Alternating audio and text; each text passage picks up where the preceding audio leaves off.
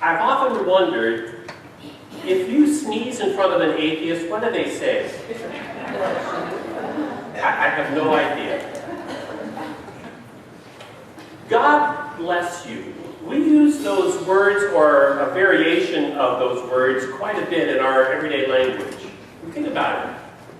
If you give money to a homeless person, chances are they're going to say, God bless you. Or maybe you'll say that to them. Or if you hold the door open for an older woman at the mall, she might say, God bless you. Or if you sit down and have a great meal, someone's bound to give a table blessing. Or if you tell a friend that you really like his or her new car, they might say something like, well, yeah, I just been blessed. Or if you go to the Rawhide game, you're going to hear Kate Smith sing, God bless America. We say these words a lot. And why is it that we say God bless you when someone sneezes? We're not exactly sure where the origin of that comes from. Now, there are some people who think it comes from the 7th century when the bubonic plague was wiping out Europe. And the thought was that, that sneezing passed the bubonic plague along to other people. They may have been right. And so by virtue of saying God bless you, it was a way of probably minimizing the spread of that plague. Who knows? Other people have thought that it started in another territory of Europe, with the thought being that when you sneezed, you were expelling your soul from your body. And so if someone said God bless you, it was a way to get the soul back into you. And still others think that it all started with the fear that when you sneezed, your heart stopped beating, and if someone said God bless you, it was, in those days, a form of CPR. Who knows? However it started, we are quick to use the language, God bless you, but do we really mean it? And do we really know what we're saying? Do we understand what it means to be blessed, and what it means to give a blessing? This week, as we continue this summer worship series on the Creator's Joy, I was really looking forward to today, because I felt like we're going to be given an opportunity to reflect upon something that lies at the heart of our Creator God. This notion of blessing. What it means to be blessed, what it means to share a blessing to others. So I invite you to follow the message today, but there's a sermon outline. It might be helpful for you to remember some of the things that we're going to talk about. But you know, as much as we use the language blessing or blessed, it really kind of pales in comparison to the number of times in the Bible the word blessing is used, particularly in the Old Testament, where over 400 times that word is used, blessing. And we run into it right away in the first book of the Bible, in Genesis chapter 1, and it's right up front, at the very beginning, as God is creating everything. God has created the birds to fly in the air, and the fish to swim in the ocean, and animals to walk across the land, and it says that God saw it was good, and He blessed it.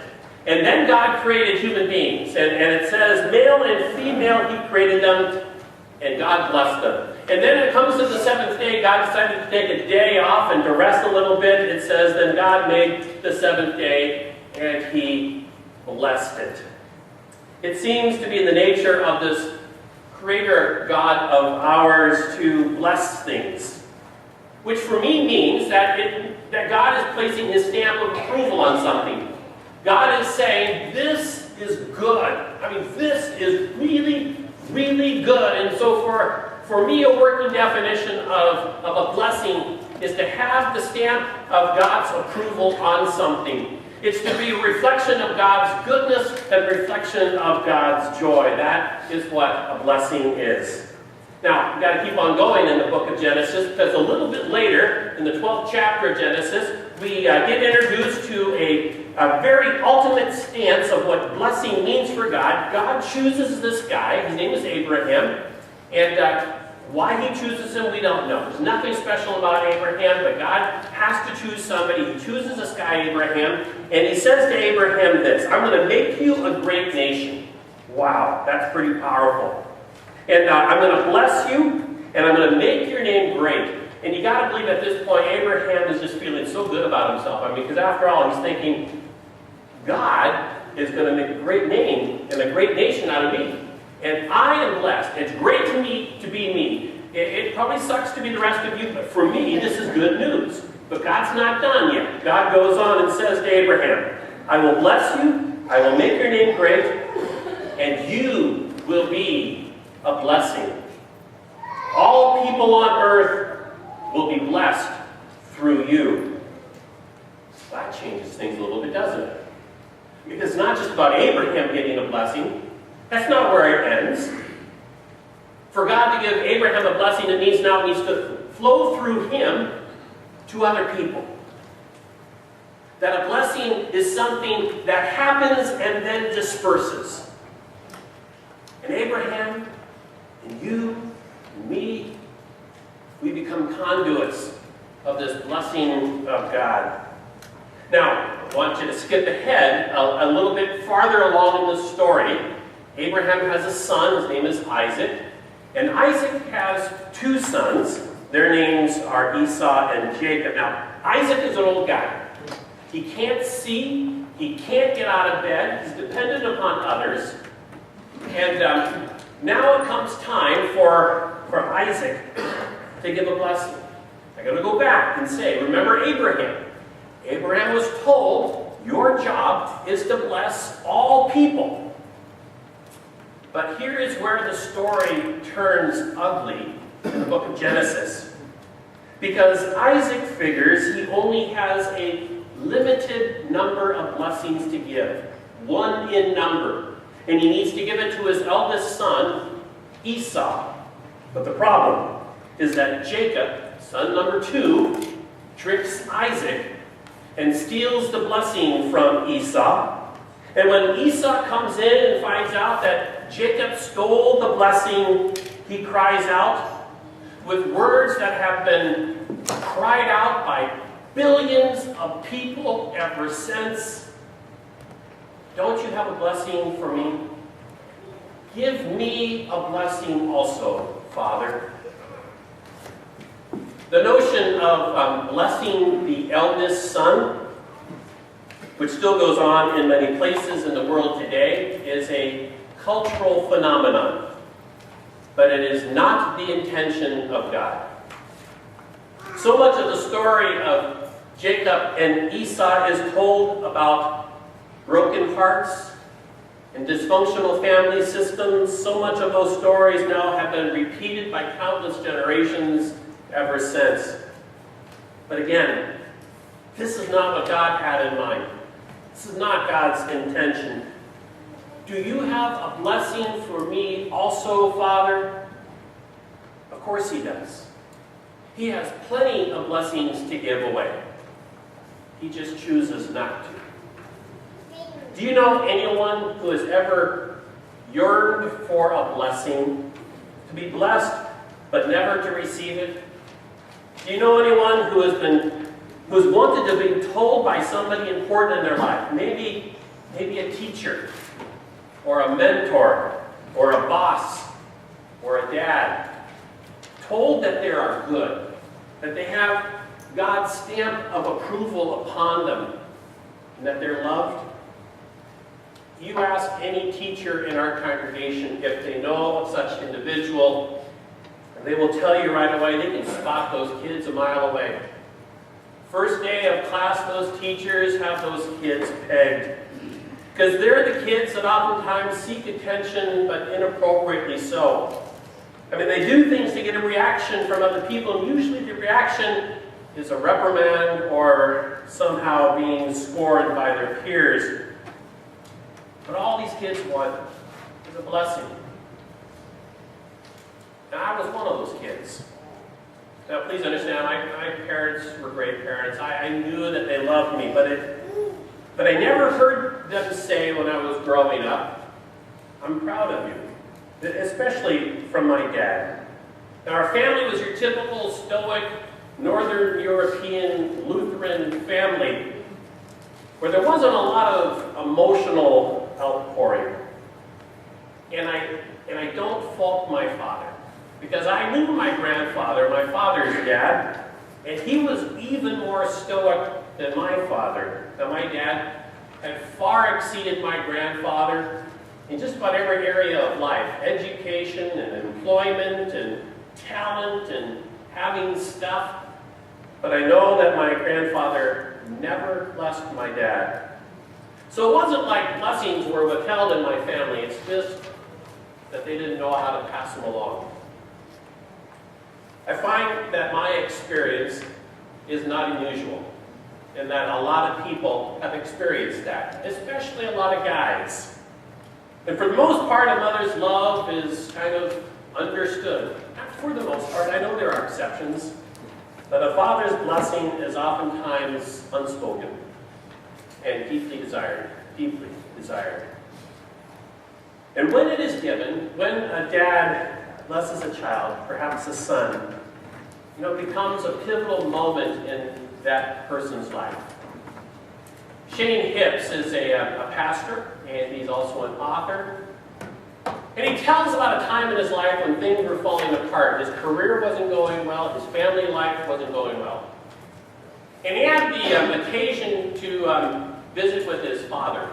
And they went for a walk. Now, Shane didn't say anything to his dad about what was going on in his life. But at one point in the walk, Shane's father stopped him and said that he could tell that there was something troubling Shane. And he asked Shane if it was okay if he prayed for him. Now, Shane says that his dad, like mine, very stoic, not prone towards emotional outpouring. So they stopped walking, and Shane's dad put his hand on Shane's chest, and then he bowed his head, and he silently prayed. It happened just a few seconds. It was over before he knew it. But Shane would say that changed everything in his life. Now, he knew before this that his father loved him. He knew before this that God loved him. But he said that moment brought everything together in a way that changed everything. Blessings from fathers, and mothers, and grandfathers and grandmothers, and teachers and mentors and friends. And they come in a variety of different ways, but when they come, they change everything. My pivotal moment happened when I was in seminary, my final year, and in fact it was my final semester. My father had passed away in January of that year, and so now here it was in March. I'm in my study, in our apartment, and I'm finishing up my final papers. And all of a sudden, I heard clearly and distinctly from behind me the voice of my father. And he said, "I'm proud of you." I turned really quick. Nothing there. Now, obviously, you could say that I was just hearing things, or maybe you might say that subconsciously I wanted to hear those words so much so that I manufactured them in my own mind. Say what you will. I heard them. And I hold to the possibility that at that moment God gave me a gift. And the gift was a blessing from my father. And after all, isn't that what blessings really are? I mean, they're gifts. They come to us without us earning them. They come to us as a surprise. We don't expect them.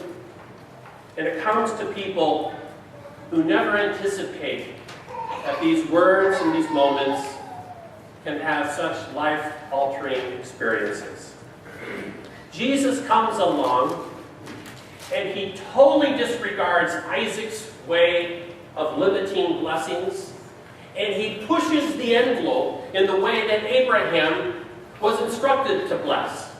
Because now for Jesus, everybody becomes an object of blessing. And Jesus goes specifically to those people who would never see this coming, who would never understand that there are people who are blessed by God. Jesus said, "Blessed are you who mourn." Really?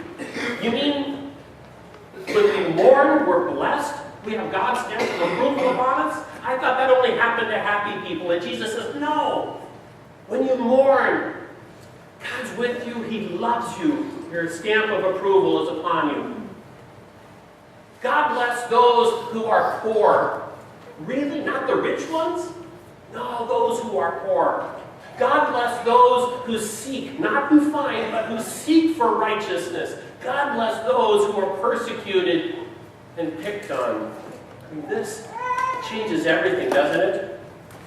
It challenges the notion that those who are lucky, who have a bunch of stuff, who make the big bucks, those who have happy lives are really the only blessed ones. Jesus says, oh no. Oh no. Those who never see it coming, those who would not expect God to favor them and to give them his stamp of approval, those are the ones that truly are blessed. And through Jesus, God is blessing us all. Every single one of you here this morning. Nobody is outside of that blessing. But God understands the importance of receiving a blessing from real, life, human individuals. That's why he told Abraham that because he was blessed, his people were blessed, now other people would be blessed through them. That was their job, to bless people. And that's our business as well. That's what God has asked us to do.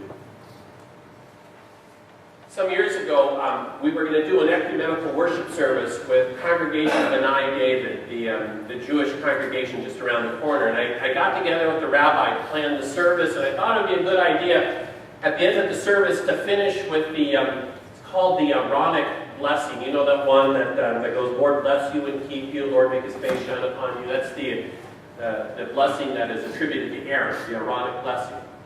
And so I said that, and the rabbi said, he said, let's not do that. I said, well, why? He said, you Christians, you throw that blessing around as easily as saying God bless you to somebody who sneezes. He said, for us Jews, this is a really important blessing. We treat it very carefully. Only a priest can say these words, and if the priest doesn't say them correctly, another priest is supposed to get up and correct that priest. Why? Because, he said, we believe that when we call upon God, God shows up. And then we ask God's power into someone's life, God's power is delivered. He said, this is a huge thing. I think what we're called to do today is a huge thing. Being invited by God to bring God's power and might and joy and love and stamp of approval on others. What does that look like?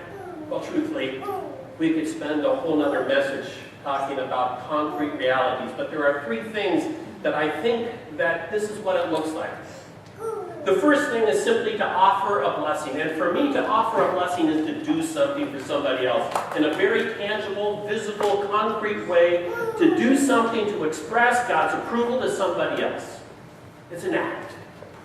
The second thing is to say something, to speak God's approval, to speak God's love, to speak God's favor upon somebody else, especially on the unsuspected. The third thing is to be a blessing. Not to speak, not to do, just simply to be. And I love those people who by their presence are able to bring God's favor to other people. And I think about those who go to the hospitals, who go to the nursing homes, who go to the convalescent hospitals, just simply to sit and to be with those who are suffering. Offer a blessing, say a blessing, be a blessing. You can do this. In fact, you've got to do this. Do this for those who are struggling. Do this for those who are lost. Do this for those attention grabbers who need that blessing. Oh, and for God's sake, do this for your children. But you can't give what you haven't received. So right now, I invite you to rise and receive God's blessing. The Lord bless you and keep you.